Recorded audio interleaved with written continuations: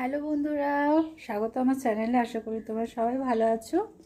তো আমি এই একটু আগে স্নান সেরে পুজো করে এই টিফিন খাচ্ছি। টিফিনে কি আছে বলো তো? পাস্তা।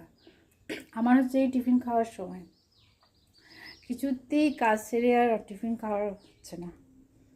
মানে হাজব্যান্ড এত বকাঝকা করছে যে এখন থেকে টিফিন খাচ্ছ, তাহলে লাঞ্চ করবে কি করে? কিন্তু কী করবো বলো, পাস্তাটা কোনো স্বাদ নেই, ঠান্ডা হয়ে গেছে, জানো তো। কখন বানিয়েছিলাম সকালে,